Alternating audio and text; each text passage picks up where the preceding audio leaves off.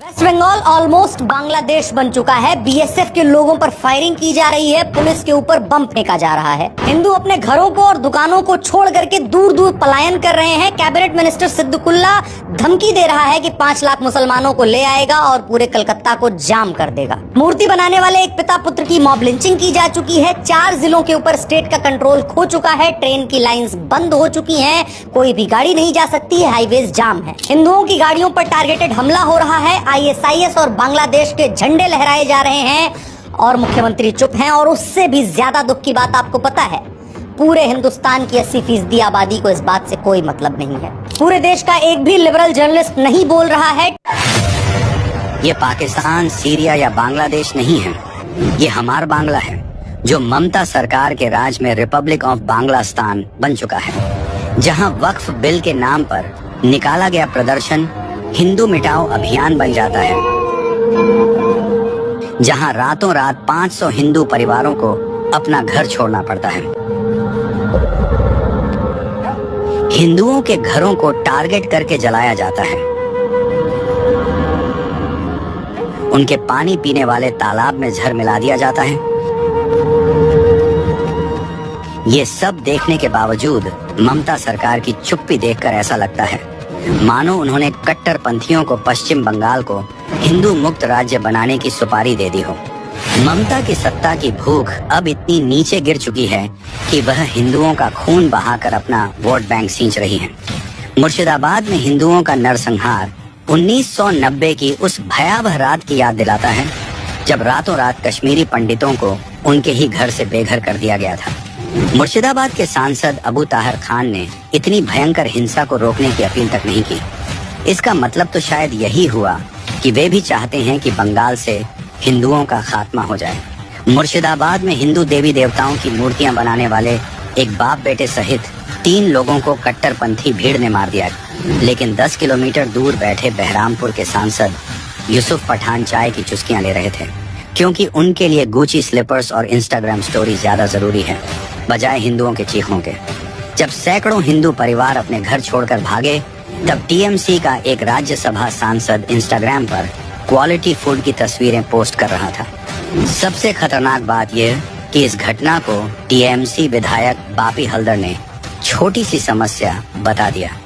उन्होंने वक्फ प्रॉपर्टी के नाम पर खुलेआम धमकी देते हुए कहा कि जो कोई वक्फ संपत्ति पर दावा करेगा उसकी आंखें निकाल दूंगा, हाथ तोड़ दूंगा।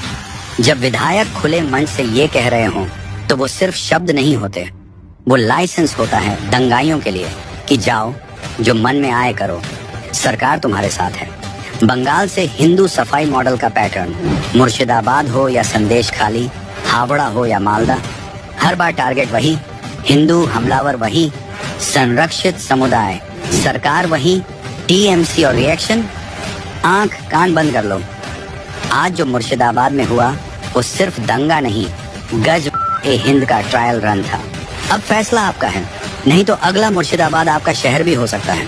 अगर पश्चिम बंगाल हिंदू मुक्त हो गया तो अगला नंबर बिहार, असम और उत्तर प्रदेश का है। 1946 में नहीं सीखे, 71 में नहीं सीखे। कश्मीर फाइल्स फिल्म देखकर रोए थे, बंगाल फाइल्स लाइव देखकर भी आंसू नहीं निकल रहे। मुबारक हो हिंदुस्तान और हिंदुस्तान का सेक्युलरिज्म। हिंदुस्तान में हिंदुओं के लिए रिलीफ कैंप लगाए जा रहे हैं, क्योंकि शांति दूतों ने उनके घर जला दिए हैं और सेवैयों का कर्ज उतारने के लिए सारे सेक्युलर पत्रकार चुप हैं और ज़ॉम्बियों से उम्मीद रखना गलत बात है।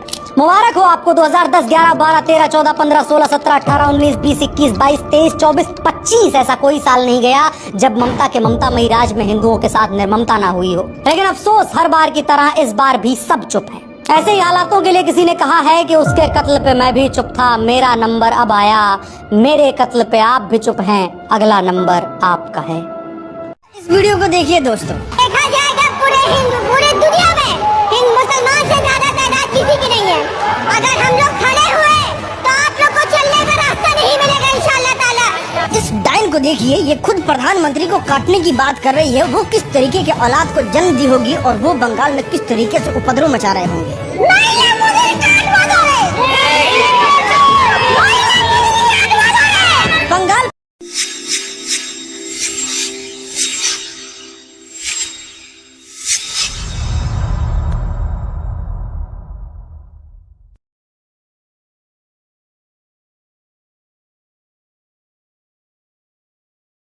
है टीएमसी पार्टी की इतनी महिला सांसद हैं, बहुत वोक हैं, लेकिन इस मुद्दे पर सबकी चुप्पी है और टीएमसी के नेता मछली खा रहे हैं, भात खा रहे हैं और यूसुफ पठान चाय पी रहे हैं।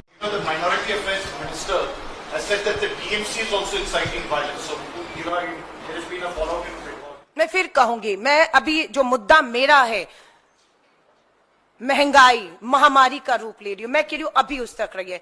एक्शन का रिएक्शन होता है, तो मुर्शिदाबाद के अंदर भी एक रिएक्शन है और इसके लिए भारतीय जनता पार्टी जिम्मेदार है। बंगाल से क्या लेना देना, हम ममता जी के साथ है, खत्म बात। वहां जो कुछ कम्युनल टेंशन हो रही है वो सब बीजेपी करा रही है। ऐसा माहौल बना दिया जाएगा कि आप चारों तरफ बंगाल बंगाल ही सुनेंगे। इसलिए थोड़ा सतर्क रहिए, सावधानी बरतिए और 1-2 दिन रुक जाने में कोई खराबी नहीं, क्योंकि ज्यादातर जानकारियां तो गोदी मीडिया के प्लेटफॉर्म से ही आ रही होती हैं। इसकी विश्वसनीयता इतनी खराब है कि सांप्रदायिक हिंसा के समय थोड़ा रुकना पड़ता है। मैं वेस्ट बंगाल गवर्नमेंट का स्पोक्स पर्सन नहीं हूँ ईश्वर रेड्डी साहब, अनफॉर्चुनेटली। नहीं, मैं किसी गवर्नमेंट का भी स्पोक्स पर्सन नहीं हूँ। वेस्ट बंगाल की जो सरकार है उनके पास कॉम्पिटेंट लोग हैं और मुझे यकीन है कि वो कॉम्पिटेंट लोग आपके सवाल का बेहतरीन जवाब दे सकते हैं। जबरदस्ती वक्फ का जो प्रॉपर्टी है जो कि अल्लाह का है, उस प्रॉपर्टी को सरकार नियंत्रण लेना चाहते हैं, तो इसलिए लोग इसको नहीं मानेगा। वो लोग इसका प्रोटेस्ट होते रहेगा। हमको जो मर्जी हो हम करेंगे। एक बात याद रखना, बीजेपी को मदद मत करो।